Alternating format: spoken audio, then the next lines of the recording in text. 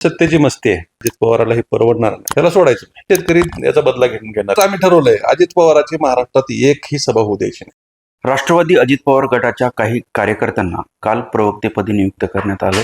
त्यामध्ये सूरज चव्हाण यांचा देखील नावाचा समावेश आहे. हे तेच सूरज चव्हाण आहेत ज्यांनी छावा कार्यकर्त्यांना मारहाण केली होती. त्यानंतर ते वादाच्या भोवऱ्यात अडकले होते आणि त्यानंतर त्यांना पदावरून हकालपट्टी करण्यात आली होती. मात्र आता त्यांचं पुन्हा पुनर्वसन करण्यात आले आणि या संदर्भात बोलण्यासाठी स्वतः माझ्यासोबत छावा संघटनेचे प्रदेशाध्यक्ष विजयकुमार घाडगे पाटील आहेत.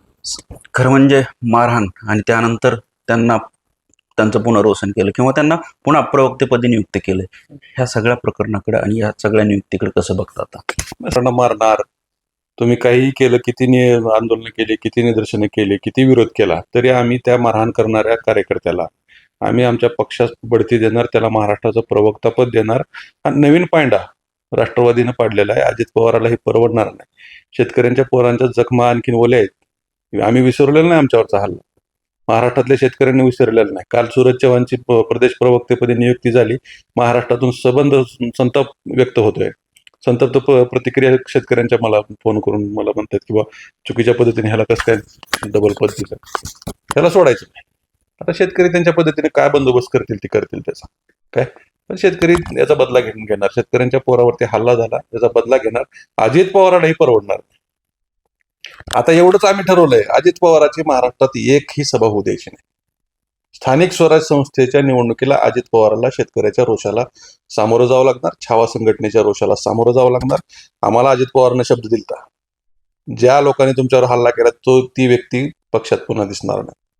मी शब्दाचा पक्का, या शब्दात मला अजित पवारांनी सांगितलं होतं पुण्यात भेट झाल्याच्या नंतर. अहो तुम्ही त्याला प्रदेश सरचिटणीस केला अगोदर, पुन्हा लगेच काल प्रदेश प्रवक्ता केलं. म्हणजे रोज उठायचं टीव्हीला बोलायला देणं मोकळा. महाराष्ट्रात ह्याला खाली कोण कुत्रं वळखी ना, आणि आम्ही वाट बघून येत ना. आता ये म्हणावं त्याला, घोडा मैदान लांब नाही येईल, स्थानिक स्वराज्य संस्थेच्या निवडणुकीच्या प्रचाराला येईल, नेत्याच्या मागं पुढं पळल, कुठं बी फिरला तर तुला फटके आता छावा देणार. आणि अजित पवाराची महाराष्ट्रात स्थानिक स्वराज्य संस्थेच्या निवडणुकीच्या प्रचाराची एकही सभा होऊ देणार नाही. महाराष्ट्रातली हजारोच्या संख्येने शेतकरी समोर अजित पवारच्या सभेत बसणार आहेत. तुम्ही किती लोकांना अटक करणार आहेत, किती लोकांना प्रतिबंधात्मक कारवाई करणार आहेत, किती लोकांना डिटेंट करणार आहेत? हजार लोक जर उठले तुमच्या समोर तर तुम्हाला बोलता येणार नाही. म्हणून अजित पवारांनी शब्द पाळला नाही, याचं उत्तर उद्याच्या स्थानिक स्वराज्य संस्थेच्या प्रचाराला ज्या ज्या ठिकाणी अजित पवार येतील त्या ठिकाणी ताकदीने विरोध करू, सभा उधळून लावू. बरं, अजित पवारांनी शब्द पाळला नाही असं सांगताय.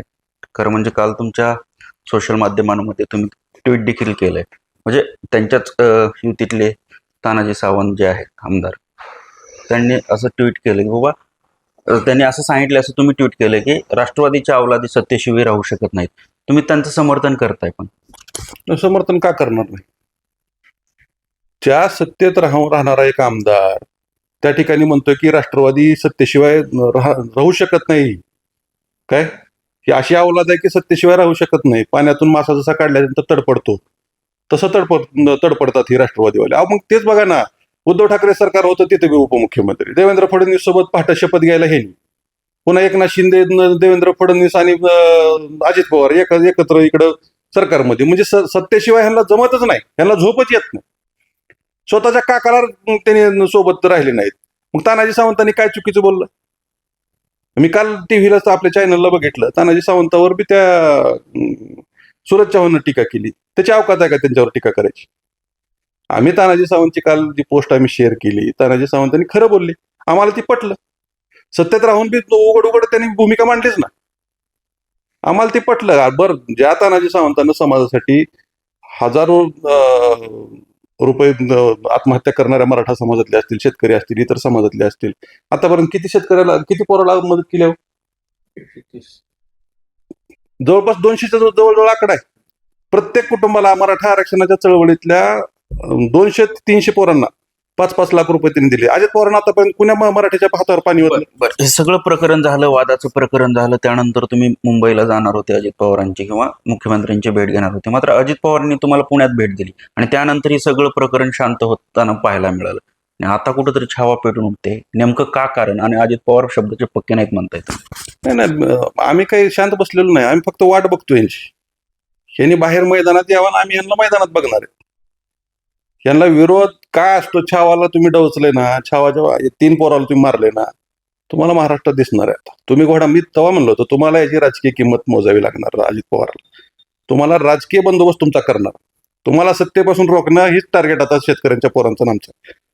तुम्ही ज्या सत्तेच्या जीवावर, सत्तेच्या माजावर तुम्ही एवढी ताकद तुम्ही दाखवताय ना, काय तर तुमचा माज उतरवायचा आम्ही ठरवलेला आहे. उद्या तुम्ही स्थानिक स्वराज्य संस्थेत निवडणुकीत तुम्ही बाहेर पडा.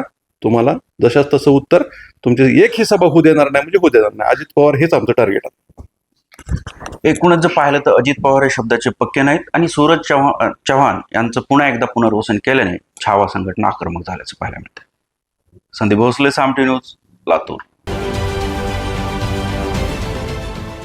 देश विदेशातील प्रत्येक घडामोडींचे लाईव्ह अपडेट मिळवण्यासाठी आता साम टीव्हीच्या सर्व सोशल मीडिया प्लॅटफॉर्मला लाईक, फॉलो आणि सबस्क्राईब करा. तसंच सर्व नोटिफिकेशनसाठी बेल आयकॉन प्रेस करायला विसरू नका.